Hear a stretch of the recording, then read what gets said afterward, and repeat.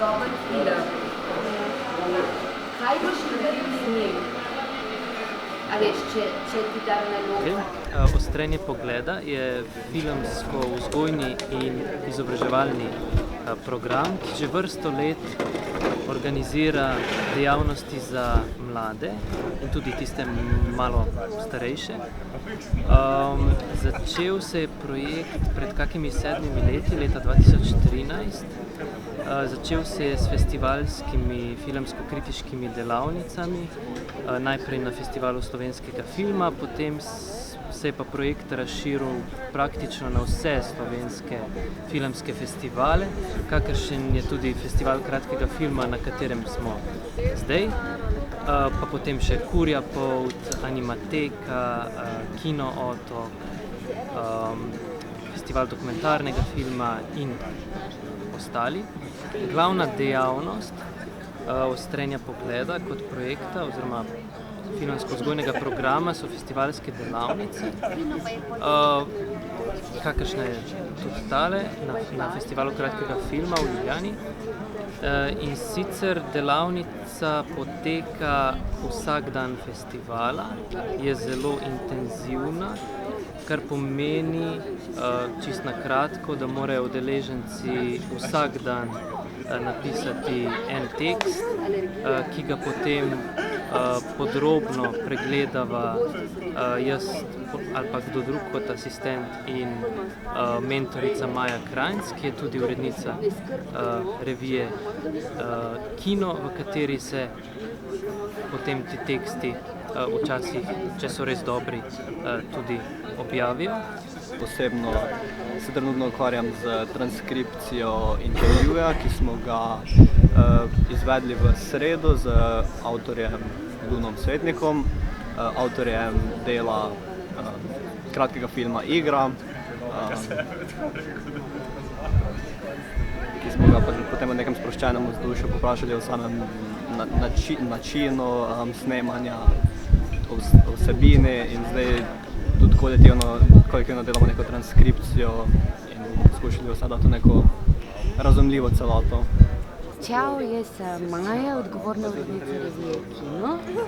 Izdajanje revije Kino je v bistvu primarna dejavnost Društva za širjenje filmske kulture Kino, ki med drugim izdaja tudi ključne filmsko-teoretske publikacije. No, kot je kolega Kristjan povedal, pa izobraževalni program Društva za širjenje filmske kulture Kino Ostrenje pogleda obstaja že od leta 2013. Sprva je bil program zamišljen bolj kot oblika nekih festivalskih filmsko-kritiških delavnic, a kmalu se je razmahnil, kar pomeni, razmahnil se tako tematsko,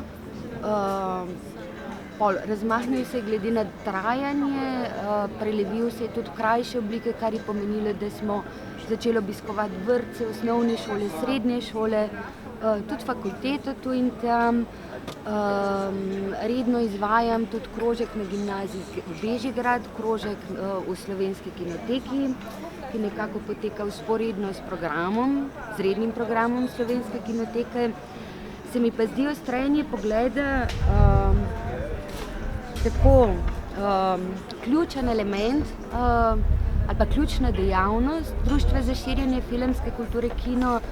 Se nenazadnje na ta način se izoblikuje nek nov, mlajši, sveži kritični neka sveža filmska misel, ki jo revija kot je Kino vsekakor nujno potrebuje. Kar je lepo pri Ostrenju pogleda, so tudi te neke tovariške vezi, ki se spletajo. Tudi kasneje se mi zdi, da veliko nekdanjih udeležencev se nekje na nekem projektu sreča. Ob razmahnitvi programa nisem omenila. Zdaj že kar nekaj let tudi na veliko vabimo razne filmske delavce, naj si gre za strokovnjake na področju ustvarjanja scenarija, naj si gre za razne prebojne mlajše sicer diopije, skratka direktorje fotografije, naj si gre za režiserje. Na zadnji recimo smo izvajali različnost dokumentarnega pristopa, praktično teoretsko delavnico, ki je trajala tako približno kak mesec, izvajal jo je pa eden izmed gotovo najboljših mlajših dokumentaristov, Matjaž Ivanišin. Predtem so se zvrstili recimo Saša Štih, Darko Herič, Luka Marčetič.